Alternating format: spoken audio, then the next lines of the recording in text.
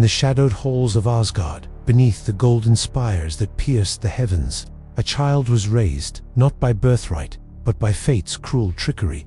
Loki, Prince of Lies, God of Mischief, son of no realm, and yet a prince of two, was born not in light, but in frost. His story did not begin with the laughter of gods, but with the wail of war, eons ago.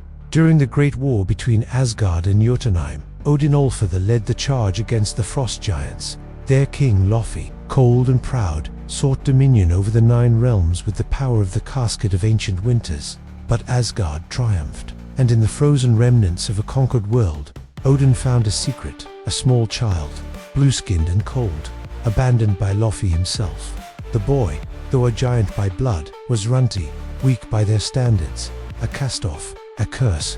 But Odin saw an opportunity. He took the child, concealed his true lineage, and raised him as his own alongside Thor, the golden son of thunder. And so, the boy was reborn, Loki Odinson, Prince of Asgard, raised in splendor, dressed in gold, taught the ways of the gods. But even as he learned their wisdom, he felt something gnawing, a quiet, growing shadow in his soul. While Thor basked in glory and adoration, Loki wandered corridors of thought and strategy. He mastered illusion, cider, and deception. He understood people, their ambitions and weaknesses. While Thor charged into battle, Loki schemed, not out of malice but out of necessity.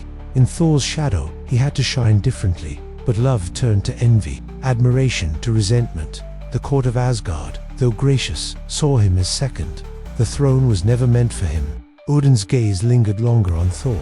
Frigga, their mother, nurtured Loki's gifts, but even she could not stop the aching truth from blooming. He would never be king, not truly, not while Thor lived. And so, the seed of mischief became a storm of ambition. On the day Thor was to be crowned heir, frost giants infiltrated the Asgardian vaults. Loki saw his moment. He manipulated events to disrupt the coronation, triggering Thor's fury, a fury that led to the banishment of the mighty god to Earth. Odin, worn by the weight of kingship and secrets, fell into the deep sleep. And in that silence, Loki stepped forward. He claimed the throne not out of hunger for power, but out of desire for validation. For once, the halls of Asgard echoed with his name. For once, he sat on the throne, the one thing he was never meant to have. And yet, even then, he longed for something more: approval, purpose, love. But the truth could not stay buried. He discovered his lineage, that he was not Odinson, but Laufeyson, a frost giant, a monster by Asgardian standards. And it broke him. Everything he knew was a lie. He wasn't born to rule, he was taken as a pawn, a trophy, a tool. And so Loki, heart shattered, made his choice. He offered Loki the chance to kill Odin, only to betray him at the last moment, seeking to destroy both the frost giants and prove his loyalty to the throne. He wanted to save Asgard in the only way he knew how, by burning his past and securing his future. But Thor returned, stronger, wiser, forged by humility on Earth. The brothers clashed, not as gods, but as sons broken by legacy. And when the Bifrost threatened to destroy Jotunheim, Loki stood at its edge, desperate for Odin's praise. But it never came. "Why?" he cried. "Because I'm not your son." Odin looked down, sorrow in his eyes. "No, Loki. But the words were not enough. "Not anymore. Loki, I let go." He fell into the void, into the abyss of space, into exile. And yet, his story was only just beginning. He drifted through the void, not dead, not living, but unraveling. Time lost meaning. Space bent around him like a broken promise. But Loki did not perish. No, chaos does not die. It transforms. In the vastness between worlds, he was found, not by gods or giants, but by something far older, colder, and infinitely more dangerous. Thanos, the mad titan, with eyes set upon the Infinity Stones and conquest of the universe, recognized in Loki not just a survivor, but a weapon. He offered Loki power, real power, in exchange for one thing: the Tesseract. With it, Loki could open a gateway to Earth. He could rule a planet. Finally, a throne of his own. All he had to do was bend the knee. But Loki did not kneel. Not truly. He wore subjugation like a mask, and carried treachery like a dagger hidden behind his smile. But he played the part well, too well. With the scepter in hand, and a legion of Chitauri behind him, Loki descended upon Midgard like a storm, and the world, unprepared for gods and monsters, trembled. He opened the portal above New York, unleashing chaos. To him, Earth was not a realm, it was a stage, and he, ever the performer, was ready for his grand entrance. He stood before crowds and demanded obedience. "You were made to be ruled," he said, not out of cruelty, but because he believed it. Order through control, peace through dominance, a world without the pain of lies, because the truth would belong to him. But Earth fought back, not just with weapons, but with unity. Iron Man, Captain America, Black Widow, Hawkeye, Hulk, Thor, the Avengers. They were not gods, not even truly allies yet, but they stood together, and that made them dangerous. Look, I underestimated them. The battle raged in the skies and streets of Manhattan. His army fell, his illusions shattered, and in a final moment of fury, he faced the Hulk and was slammed into the ground like a ragdoll. The God of Mischief, brought low, captured, silenced, broken. He was taken back to Asgard in chains, sneered at by those who once called him prince. Odin's gaze no longer held sorrow, only disappointment. Loki stood trial, but Frigga, his mother, pleaded for mercy. It was granted, barely, a sentence of eternal imprisonment. Behind Asgardian stone, he sat, alone with his thoughts, his failures, his fears, but not without purpose, because Loki is never without purpose. Then came loss. The Dark Elves returned, ancient enemies of the light. They breached Asgard, seeking the ether, and in their path, they took from Loki the only soul who had ever truly seen him. Frigga, she died defending Jane Foster. She died because Loki had whispered secrets to an enemy, hoping only to see Thor humbled. It broke him. He did not cry, he did not scream, he did not beg. He plotted. In the darkness of his cell, he crafted a new mask, one of grief turned to resolve. When Thor came seeking his aid to escape Asgard, Loki joined him, not for redemption, but for revenge. Their journey took them across realms, into battles against the Dark Elves, and into the heart of Jotunheim. There, Loki fought beside Thor, not as a brother, but as an equal. For once, their blades swung, in harmony, but mischief is never far from his hand. Loki faked his death in battle. He died, or so Thor believed, a hero, a brother, a son. But it was a lie, a beautifully constructed lie. Because, in the silence of Asgard, the throne sat, once more, unattended. Odin vanished, and in his place, Loki returned, not as prince, not as traitor, but as king. He wore the Allfather's face. He ruled with deception, and for a time, peace reigned in Asgard, under the rule of a ghost. But peace, born of illusion, cannot last. And across the cosmos, another storm was rising, one that not even Loki could control.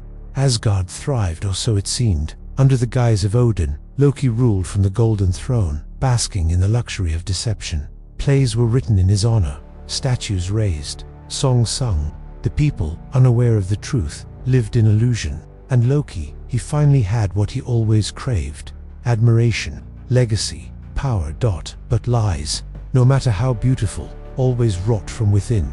Thor, ever watchful, began to suspect. When he returned from distant battles and found his father speaking in riddles, ignoring threats, and embracing vanity, Thor knew something was wrong. The mask cracked, and when it shattered, the truth was revealed. Odin was gone, banished, dying. Loki, cornered by his brother once again, offered little defense. He had exiled Odin to Earth, a final quiet vengeance, but even he hadn't foreseen what would follow.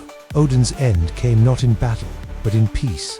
On the cliffs of Norway, the Allfather faded into light, and with his final breath, he warned of a coming darkness. Hela, the firstborn of Asgard, goddess of death, banished long before Loki was born, forgotten from songs and scrolls alike. Now, she had returned. With a fury unmatched, Hela shattered Mjolnir in a blink. She tore through the Bifrost, slaughtered the warriors of Asgard, and claimed the throne as her birthright. Loki, caught in terror, fled, not to fight, but to survive. He landed on Sakaar, a savage junk world at the edge of the known universe. There, the God of Mischief reinvented himself once more, this time as a nobleman, a courtier of the Grand Master, a cosmic eccentric who ruled through chaos and gladiator games.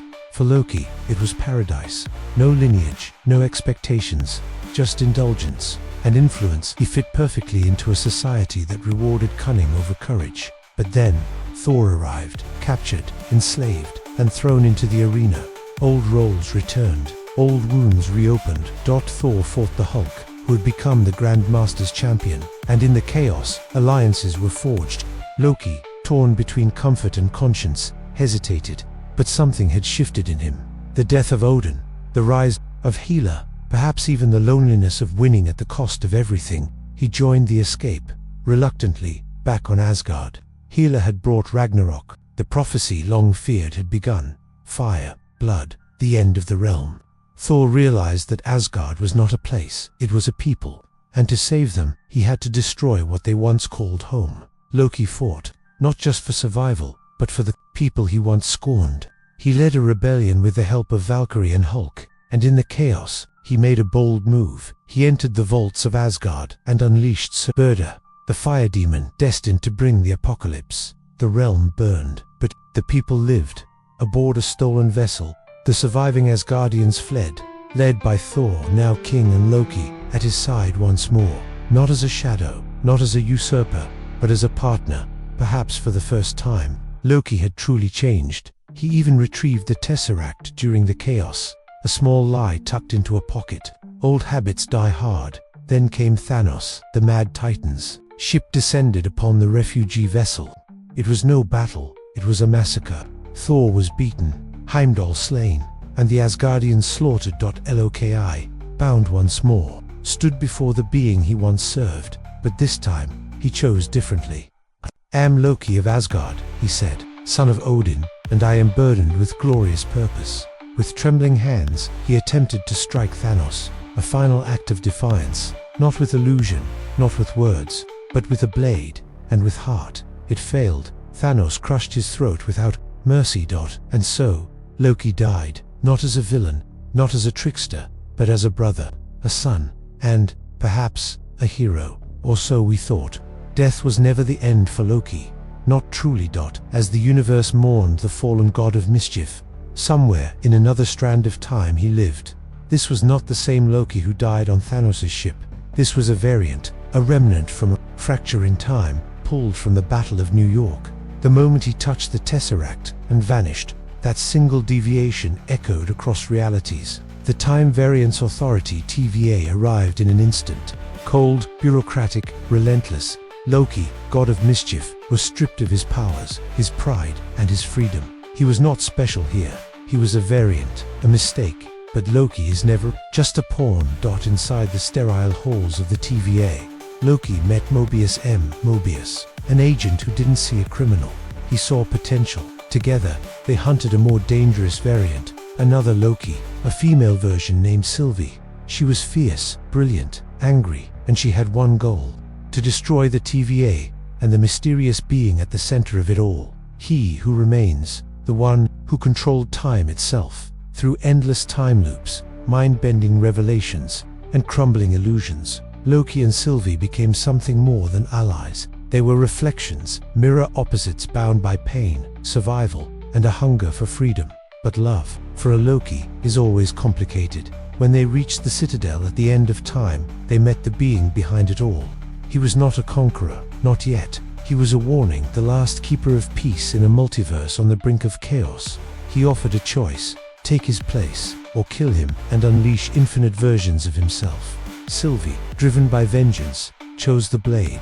Loki begged for caution, but his voice wasn't enough. She kissed him and cast him away. The multiverse fractured. Loki.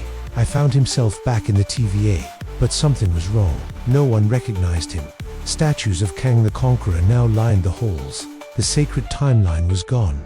In its place, infinite branches, infinite possibilities, and infinite danger. In this chaos, Loki's journey changed. No longer a villain, no longer chasing a throne. He became something else, a guardian. Alongside Mobius, P15, and even Sylvie again, he ventured into the heart of time itself.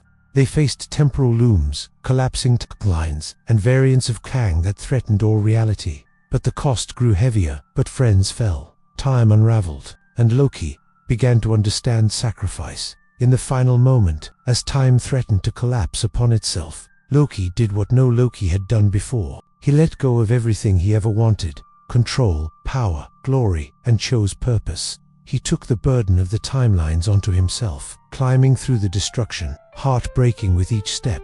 Loki grasped the dying roots of Yggdrasil, the world tree of the multiverse. With every breath, he held together what no one else could dot. And then, he sat upon a throne, not of gold, but of time. In his hands, he held the strands of every universe, every possibility. A lonely god at the end of everything. No longer the god of mischief. Now, he was the god of stories. He watched and protected, quietly, silently, endlessly. He who once lied, who once betrayed, who once sought only to rule, had become the protector of infinite lives. A god not of illusions, but of meaning. Loki loved Thesen, son of Odin, brother of Thor, variant, savior. A tale that began with chaos, ended with sacrifice. And yet, as long as stories are told, as long as timelines branch and new worlds are born, Loki lives.